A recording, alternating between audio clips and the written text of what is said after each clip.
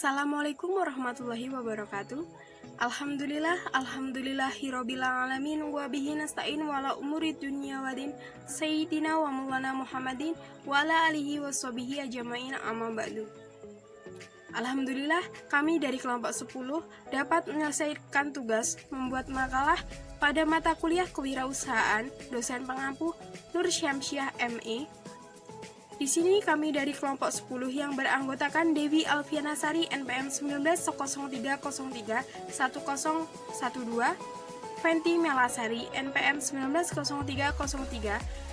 1903031023, Laini Lestari NPM 1903031033. Di sini kami akan mempresentasikan tentang merek dan logo usaha. Kepada teman-teman, silakan menyimak. Dan kepada pemateri dipersilakan. Assalamualaikum warahmatullahi wabarakatuh. Nama saya Dewi Alfianasari, NPM 1903031012. Di sini saya akan membahas tentang pengertian merek dan logo. Pengertian merek secara yuridis tercantum dalam pasal 1 ayat 1 Undang-Undang Nomor 15 Tahun 2001 yang berbunyi, merek adalah tanda yang berupa gambar, nama, kata, huruf-huruf, angka-angka, susunan warna, atau kombinasi dari unsur-unsur tersebut yang memiliki daya pembeda dan digunakan dalam kegiatan perdagangan barang dan jasa.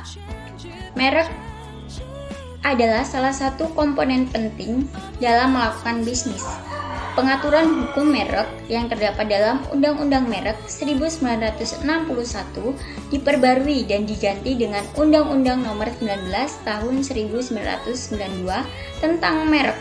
Selanjutnya disebut Undang-Undang Merek 1992 yang mulai berlaku sejak tanggal 1 April 1993. Dengan berlakunya Undang-Undang Merek 1992, Undang-Undang Merek 1961 dinyatakan tidak berlaku lagi. Pada prinsipnya, Undang-Undang Merek 1992 telah melakukan penyempurnaan dan perubahan terhadap hal-hal yang berkaitan dengan merek, guna disesuaikan dengan Paris Convention. Undang-Undang Nomor 19 Tahun 1992 disempurnakan lagi dengan Undang-Undang Nomor 14 Tahun 1997. Penyempurnaan undang-undang terus dilakukan hingga sekarang diberlakukan Undang-Undang Nomor 15 Tahun 2001 tentang merek. Lembaran Negara Tahun 2001 Nomor 110 tambahan Lembaran Negara Tahun 4131 yang mulai berlaku sejak tanggal 1 Agustus 2001. Pengertian logo.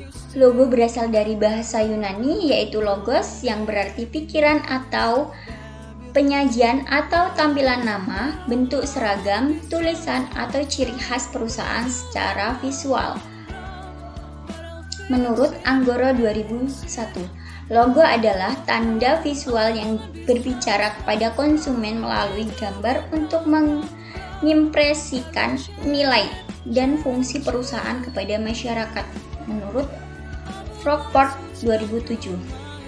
B. Jenis-jenis logo. Logo terbagi menjadi 7 jenis, yaitu yang pertama lettermark. Lettermark atau logo monogram adalah suatu jenis logo yang menggambarkan nama atas suatu perusahaan atau brand dengan memanfaatkan inisial nama brandnya. Contohnya HP, HBO, NASA, dan lain-lain. Yang kedua, wordmark. Pengertian logo wordmark hampir menyerupai jenis logo lettermark, yaitu dengan hanya menggunakan huruf saja untuk melambangkan suatu perusahaan. Contohnya Coca-Cola dan lain-lain. Yang ketiga, pictorial mark adalah suatu logo yang memanfaatkan icon yang dihiasi dengan grafis tertentu untuk menggambarkan suatu brand. Contohnya Twitter, Nike, dan lain-lain. Nomor 4, logo abstrak. Pengertian logo abstrak sebenarnya hampir sama dengan pictorial mark karena masih memanfaatkan suatu grafis tertentu. Bedanya jenis logo ini mempunyai suatu bentuk geometris yang acak. Contohnya logo Pepsi, Adidas, BP, dan lain-lain. Yang kelima, logo maskot. Logo maskot adalah suatu jenis logo yang didesain dengan suatu karakter demi menggambarkan suatu brand atau perusahaan. Contohnya, logo KFC dengan maskot Colonel Sanders. Yang keenam, logo kombinasi. Logo kombinasi adalah suatu jenis logo yang mengkombinasikan jenis logo letter mark atau word mark dengan abstrak, maskot atau simbol. Teks yang terdapat dalam logo ini biasanya akan digabungkan juga dengan sehingga mampu menghadirkan suatu logo yang terkesan menarik. Contohnya logo Burger King. Yang ketujuh, logo lambang. Logo lambang adalah suatu jenis logo yang di dalamnya terdapat huruf dan ditempatkan dalam suatu icon atau simbol lencana, segel, serta menjadi inti dari adanya lambang tersebut. Contoh logo ini adalah BMW. Itulah tadi yang bisa saya jelaskan. Materi selanjutnya akan dijelaskan oleh pemateri selanjutnya. Izin memperkenalkan diri, nama saya Fenty Manasari, NPM 1903031023. Di sini saya ingin melanjutkan menyampaikan materi tentang manfaat adanya merek dan logo yang sebelumnya telah disampaikan oleh teman saya. Jadi di sini yang pertama, manfaat merek dan logo itu adalah identifikasi mutu produk baik berupa barang maupun jasa. Jadi kita harus kualitas produk berupa barang atau nyata itu dapat tampak ya dari kondisi barang tersebut, baik dari kualitasnya sampai pada konsumen barang. Sedangkan produk yang berupa jasa, kualitas pelayanan adalah pelayanan kepada tamu. Kemudian yang kedua, merek atau logo meningkatkan efisiensi pembeli. Dengan adanya merek atau logo, maka akan memudahkan pembeli menemukan produk yang dicari atau diminati. Kemudian yang tiga, membantu menarik perhatian konsumen. Yang keempat, untuk membantu mencegah terjadinya hal-hal yang tidak diinginkan ya.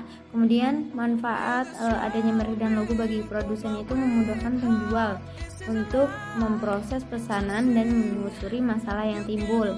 Kemudian yang kedua, sebagai perlindungan hukum terhadap ciri khas produk sehingga tidak ada produk lain yang meniru. Kemudian yang ketiga, membantu penjual dalam melakukan segmentasi pasar. Yang keempat, membantu penjual dalam menarik pelanggan atau konsumen yang setia dan yang menguntungkan. Kemudian yang kelima, membantu membangun citra perusahaan atau produsen jika merek tersebut menimbulkan prestasi positif di masyarakat. Kemudian yang keenam, mengidentifikasikan produk dalam perdagangan. Yang ketujuh, mengidentifikasikan keuntungan produk yang dimiliki. Kemudian di sini ada manfaat adanya merek dan logo itu ada manfaat tambahannya ya. Yang pertama itu memberikan daya tarik konsumen. Yang kedua, memudahkan perusahaan mendapatkan loyalitas. Kemudian yang ketiga, membuka peluang perusahaan untuk menetapkan harga jual yang tinggi. Kemudian yang keempat, peluang bagi Anda sebagai pelaku usaha untuk melakukan diferensiasi produk. Yang kelima, menjadi pembeda atau ciri tertentu yang membedakan produk perusahaan dengan produk milik kompetitor. Yang keenam, promosi dan daya tarik. Jika Anda memiliki brand yang kuat, maka promosi akan lebih mudah dilakukan. Pelanggan cenderung memilih brand yang kuat dan loyal terhadap brand yang sama. Kemudian di sini cara membuat merek dan logo yang menarik ya. Kalau misalkan kita ingin membuat logo dan merek yang menarik itu harus simple yang pertama, kemudian yang kedua harus memorable. Memorable itu apa ya? Kalau memorable itu simple, kemudian bagus, menarik seperti itu ya. Kemudian yang ketiga itu abadi. Jadi kalau misalkan kita membuat merek atau logo itu harus abadi. Jadi tidak akan termakan oleh zaman seperti itu ya. Misalkan seperti itu. Kemudian yang keempat itu membuat logo harus fleksibel, dan yang kelima membuat logo itu harus sesuai barang yang kita jual. Jadi kalau membuat logo atau merek itu harus sesuai. Kalau misalkan nggak sesuai, nanti nih contohnya misalkan Mela skincare kayak gitu, atau Mela kosmetik gitu ya misalkan. Nah, Mela kosmetik dia namanya merek atau ininya Mela kosmetik ya, tapi yang dijual makanan, nah itu kan nggak masuk ya. Jadi harus sesuai. Kemudian di sini kesalahan umum yang harus dihindari ketika kita membuat logo itu yang pertama, hindari untuk menggunakan clip art yang tidak menarik. Kemudian yang kedua, jangan membuat logo terlalu rumit. Yang ketiga, pastikan kalau logo itu tetap terlihat bagus dalam warna hitam dan putih. Jadi kalau misalkan logo atau merek itu warnanya cuma hitam sama putih, tapi buatlah itu menarik gitu, walaupun warnanya cuma hitam sama putih tapi harus menarik. Kemudian di sini ada 6 aplikasi yang digunakan untuk mendesain logo atau merek ya. Yang pertama ada Hatchful, yang kedua ada logo Joy, yang ketiga ada logo Maker by Ahrefs, yang keempat Grahip Spring, yang kelima ada logo C, yang keenam ada logo Star. Nah, seperti itu. Kemudian di sini untuk menentukan atau membuat merek dan logo yang bagus dan menarik itu, di sini ada langkah-langkahnya. Jadi ini langkah-langkah untuk membuat merek dan logo seperti itu. Yang pertama itu menentukan nama merek untuk produk. Nah, jadi kita harus menentukan nama merek dan produknya dulu. Nah, seperti itu. Nah, kemudian langkah-langkah untuk menentukan nama merek itu, yang pertama menggambarkan produk yang dijual. Jadi sudah dijelaskan ya. Jadi misalkan kalau kita buat keripik pisang ya, itu harus menggambarkan misal logonya mungkin pisang seperti itu. Kemudian nama merek singkat. Nah, jadi kalau membuat nama merek itu harus singkat, jangan panjang-panjang supaya mudah diingat ya. Kemudian di sini ada nama merek yang belum digunakan. Jadi kalau misalkan kita ingin membuat nama merek, itu jangan yang sudah digunakan, tapi carilah yang belum ada. Jadi itu akan membedakan antara produk Anda dengan produk perusahaan lain seperti itu.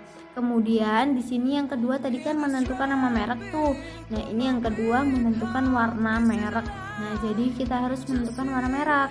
Kalau misalkan kita menjual barang nih, misalkan contohnya kayak warna merah itu kan menunjukkan berani ya, seperti contohnya kayak Coca-Cola, terus Fanta. Nah, seperti itu kan merah berani gitu. Nah, kemudian di sini yang ketiga membuat logo merek penting ya. Jadi kalau sebuah produk itu harus ada merek dan logonya. Jadi kan biasanya kalau konsumen itu mencari barang yang bermerek. Nah, seperti itu. Kalau nggak bermerek kan bisa diragukan ya, orang yang bermerek aja bisa diragukan, apalagi yang tidak bermerek seperti itu. Kemudian membuat maskot merek. Nah, maskot ini sama kayak kalau maskot itu dia menggunakan kayak logonya itu kayak hewan atau tumbuhan atau tokoh gitu ya, tokoh. Nah, misalkan kayak produk las segar ya, cap badak. Nah, itu kan ada hewannya tuh, ada badaknya. Yang ada badaknya kan biasanya kayak gitu. Nah, itu namanya maskot ya teman-teman. Kemudian yang keenam itu harus mengaplikasikan nama merek.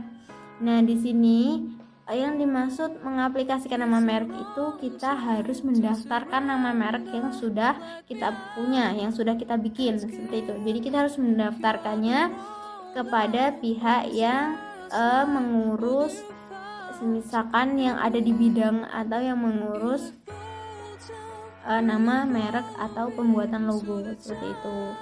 Jadi kita harus mempunyai resmi gitu loh, perizinan yang resmi seperti itu. Kemudian yang ketiga ada pemasaran. Nah, pemasaran ini kita bisa tuh istilahnya pemasaran itu bisa online ya, bisa lewat HP, bisa lewat YouTube, atau bisa lewat misalkan di story gitu ya. Nah, kemudian di sini ada observasi dan analisis pasar. Jadi kita harus bisa analisis pasar. Misalkan kalau kita tempat yang menarik itu di mana gitu. Tempat yang ibaratkan yang cocok itu di mana, yang strategis itu di mana, yang bisa dilihat orang, yang bisa menarik perhatian orang seperti itu. Kemudian lakukan evaluasi. Jadi kalau misalkan kita harus melakukan evaluasi. Misalkan apa sih yang kurang, terus apa sih yang disenengin masyarakat. Kalau misalnya disenengin masyarakat, terus apa sih yang kurang, jadi kita bisa perbaiki seperti itu. Jadi apa ya, jadi penting banget ya adanya merek dan logo itu penting. Kalau misalkan orang itu kan nyarinya pasti barang-barang yang bermerek gitu. Jarang ya nyarinya yang nggak bermerek. Nah, terus di sini habis evaluasi, jadi kita evaluasi apa sih barang-barang yang disenangi masyarakat dan apa yang tidak. Kenapa tidaknya itu di mana? Kita harus cari tahu. Nah, kemudian di sini kita harus mempunyai logo yang berkualitas. Jadi logo yang berkualitas itu wajah dari suatu bisnis. Jadi kalau misalkan nih ya, produk apa ya, misalkan makanan atau skincare gitu. Nah, kalau kita punya logo yang bagus tuh biasanya kita tuh membuat logo yang ciri khas dengan dari atau dengan perusahaan kita. Maksudnya ciri khas dari perusahaan kita itu logonya seperti apa. Nah, seperti itu.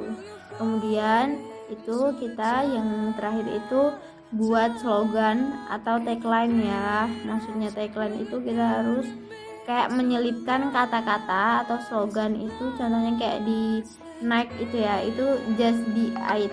Nah, itu slogannya mereka. Nah, jadi kalau bisa emang itu tuh menjadi sebuah pembeda gitu loh. Nah, seperti itu. Jadi itu tadi ya teman-teman yang manfaat dan cara membuat logo dan merek yang bisa menarik. Jadi itu tadi yang bisa sampaikan. Jadi penting ya, maksudnya kita itu harus manfaat membuat merek dan logo itu apa ya, manfaatnya banyak karena itu akan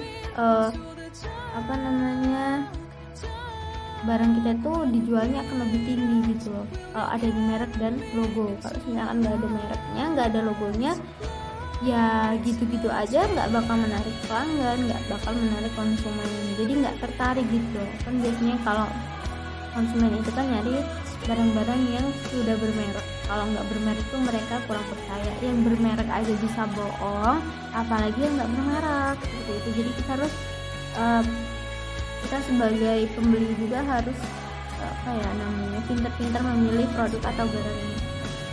Semestinya harus terpakai. Nah, mungkin itu yang dapat Mila sampaikan. Selanjutnya nanti akan disampaikan oleh teman saya. Terima kasih buat teman-teman yang sudah menonton. Assalamualaikum warahmatullahi wabarakatuh. Perkenalkan, nama saya Leni Lestari, NPM 19030310133. Di sini saya dari kelompok 10 akan melanjutkan presentasi selanjutnya atau materi selanjutnya. Yang E, pentingnya merek dan logo. Dalam URL 2009 disebutkan bahwa makna brand bisa berubah sesuai dengan konteksnya. Dan juga brand dapat dimaknai sebagai kata benda dan juga kadang dimaknai sebagai kata kerja. Sementara itu, Rustan 2009 mendefinisikan brand sebagai rangkuman pengalaman dan asosiasi terhadap sebuah entitas. Mengapa? Karena terkadang orang tak pernah menyadari bahwa brand termasuk aset bisnis walaupun tak berwujud. Mengapa demikian?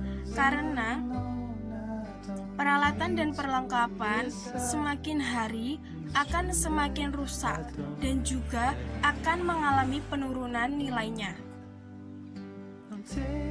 Dan juga peralatan dan perlengkapan akan tertinggal secara teknologi dan juga akan diganti. Dan sebaliknya, brand jika pembuatannya dengan penuh perencanaan, maka semakin lama itu akan semakin kuat dan akan semakin berharga untuk perusahaan tersebut dan akan selalu mengalami perubahan. Namun nilai yang terkandung dalam brand tersebut akan terus hidup. Banyak hal yang harus direncanakan dalam membangun sebuah brand. Yang pertama yaitu mendesain identitas visual, seperti logo, kemasan, sinek, eksterior dan interior gedung, serta seragam dan company profil, grafik standar manual. Yang kedua yaitu merancang komunikasi seperti iklan, laporan tahunan, dan public relation. Yang ketiga yaitu menetapkan perilaku yang meliputi nilai perusahaan, etos kerja, dan budaya perusahaan. Yang selanjutnya yaitu logo. Logo selalu diterapkan dalam aplikasi entitas visual. Oleh karena itu, untuk merencanakan logo yang dapat mencerminkan kepribadian jiwa sebuah brand, logo merupakan elemen grafis yang berbentuk ideogram, simbol, emblem, icon, tanda yang digunakan sebagai lambang sebuah brand. Logo juga merupakan atribut utama yang terlihat secara fisik. Tetapi logo yang baik dapat menampilkan semua atribut non-fisik yang merupakan jiwa dari brand, seperti visi, misi, nilai, dan budaya. Logo juga dapat dibedakan menjadi beberapa tipe. Yang pertama yaitu logogram. Logogram merupakan logo yang dituangkan dalam bentuk gambar.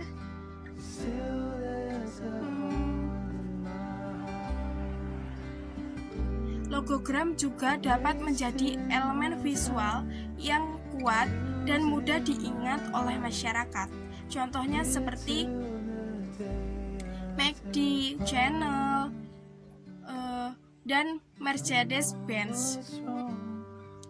Yang kedua yaitu logotipe. Logotipe merupakan logo yang merupakan hasil pengolahan font. Walaupun memanfaatkan font, bukan berarti logo tidak memiliki keunikan. Penggunaan font jenis script menunjukkan formalitas, keindahan, bahkan juga menunjukkan keramahan.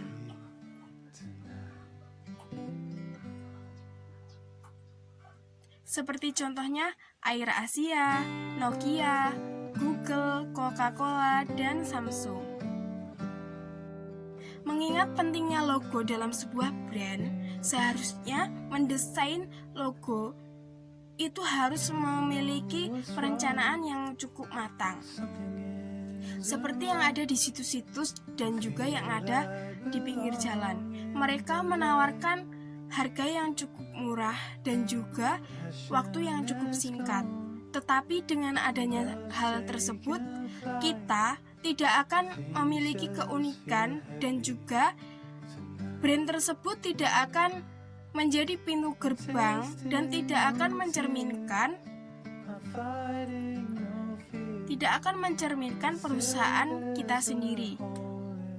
Berdasarkan pengamatan, beberapa faktor yang menyebabkan hal tersebut yaitu yang pertama, masyarakat belum menyadari betapa pentingnya membangun sebuah brand. Jadi, masyarakat belum mengerti mengapa perusahaan harus memiliki brand dan juga apa alasannya perusahaan itu memiliki brand. Yang kedua, masyarakat kurang menyadari bahwa logo adalah pintu gerbang yang mencerminkan kepribadian brand. Jadi, masyarakat itu belum mengerti bahwa brand tersebut adalah identitas sebuah perusahaan yang direncanakan untuk kepentingan jangka panjang, bukan hanya kepentingan untuk pemanis atau hanya dibuat saja seperti itu. Yang ketiga yaitu masyarakat tidak menyadari bahwa sebuah brand yang baik dapat memiliki aspek finansial yang sangat tinggi. Jadi, perusahaan tidak rela mengeluarkan dana yang besar untuk merancang sebuah brand. Padahal brand itu merupakan hal yang sangat penting untuk menarik masyarakat agar dapat membeli barang produksi perusahaan tersebut. Di sini saya akan menjelaskan dari sisi desainer. Yang pertama yaitu desainer kurang memahami pentingnya logo dalam membangun sebuah brand. Jadi, mereka hanya memandang secara fisiknya saja, yaitu logo itu hanya sebagai pemanis dalam sebuah perusahaan. Jadi mereka hanya membuat saja. Yang kedua, kemajuan teknologi dan kemudahan yang ditawarkan komputer membentuk pola pikir bahwa membuat logo itu mudah. Padahal membuat logo itu tidak semudah yang kita bayangkan. Itulah tadi materi yang dapat kami sampaikan. Jika ada salah kata atau bahasa yang kurang jelas, kami mohon maaf. Kami akhiri, wabillahi taufik walhidayah. Wassalamualaikum warahmatullahi wabarakatuh. Terima kasih.